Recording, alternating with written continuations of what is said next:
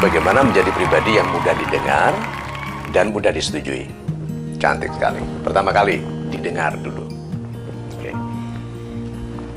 Kebiasaan kita untuk berbicara hanya karena kita takut tidak bicara menjadikan kita tidak pantas didengar.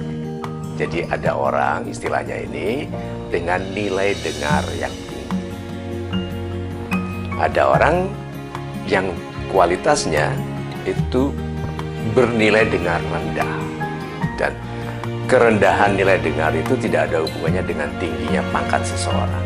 Ada orang pangkatnya tinggi sekali, nilai dengarnya rendah, sampai ditinggal tidur.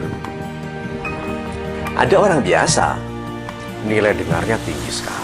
Oke, berpakaian biasa, penampilannya biasa, tapi kalau bicara, kok seperti ada dorongan gitu yang mengharuskan kita mendengarkan. Itu ada toh? Ya. Jadi, berfokus pada nilai dengar dulu. Dalam kesendirian kita, itu merenunglah dan berpikir, bertanya kepada diri sendiri. Apa sih yang membuat aku didengarkan? Nah, waktu kita bertanya, apa sih yang membuat aku didengarkan? Otomatis kita itu melihat ke orang yang mau mendengarkan kita. Lalu pertanyaannya dilontarkan kembali ke mereka. Apa yang membuat mereka ingin dengar saya? Oh, jadi waktu orang menanyakan kepada dirinya apa yang membuat saya didengarkan, harus tahu apa yang mau didengarkan oleh orang. Jadi tidak boleh kita itu siap-siap bicara. Sebetulnya, waktu berhadapan dengan orang, karena waktu saya siap-siap bicara, yang saya bicarakan tidak ada hubungannya dengan ketertarikan orang untuk mendengar. Jadi kemampuan untuk diam dulu dalam sebuah pergaulan, mendengarkan dulu, mengangguk, tersenyum, menilai kata-kata yang penting bagi orang ini. Orang ini kok selalu bicara uang, bicara uang, bicara uang. Oke, nanti dulu. Terus bicara utang, bicara stres gitu. Bicara istri itu nggak mau berhemat. Ini orang stres sekali tentang kebiasaan istrinya belanja yang tidak sesuai dengan pendapatannya. Kalau kita tahu bahwa dia concernnya tentang uang, begitu Anda bicara tentang ada cara sederhana yang untuk menambah pendapatan, nggak melihat ke dia, bicara ke orang lain, dia akan tanya seperti apa ini jawabannya.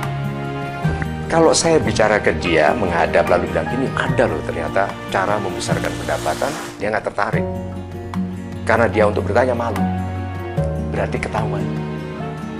Lihat, berarti ketertarikan untuk mendengar itu bukan hanya karena dia butuh soal uang.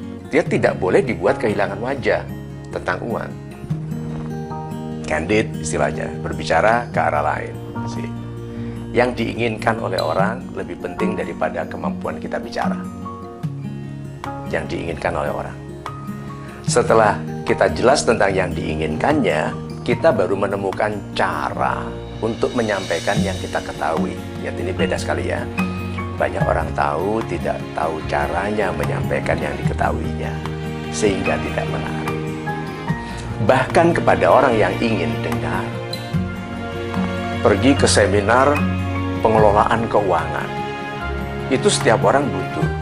Dia datang ke situ, orangnya tahu yang bicara ini tentang pengelolaan keuangan, tapi tidak tahu caranya. Peserta seminar yang mengantuk, pulang. Jadi satu, ketertarikan orang apa? Dua, pengetahuan kita yang sesuai. Ketiga, cara menyampaikannya. Dengan itu mudah-mudahan kita didengarkan.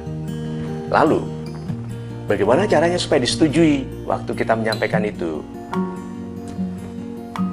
Kalau kita mau mengukur kedalaman sumur, itu lempar batu. Kalau gelap gitu, kita nggak bisa lihat dalamnya, dilempar batu. Kalau nggak lama, terdengar bunyi air, nggak dalam. Gitu. Kalau dilempar lama, plung, dalam sekali. Dilempar lama, nggak bunyi-bunyi, nyangkut batu. Dan itu kelihatannya lucu, tapi itu dalam pembicaraan dengan orang lain ada kebenarannya. Jadi waktu kita bicara, plungnya cepat, itu ngangguknya cepat. Orang itu mengangguk, itu plung. Kalau kita bicara dia nggak ngangguk-ngangguk. Cek matanya, kedip nggak? Betul. Matanya kedipnya menandakan pengertian. Kemudian, apakah waktu kita katakan sesuatu terus kepalanya miring? Berarti menerima. Seperti dia lega mau tidur. Orang yang terkena itu begitu.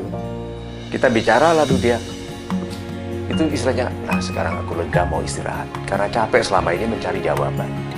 Orang ini bicara yang membuat aku sekarang ini. Atau orang menghela napas gitu. Atau orang itu terus merenung. Itu berarti plung. Kita tahu kedalamannya. Nah begitu bicara, kita tahu kedalamannya. Perhatikan terus.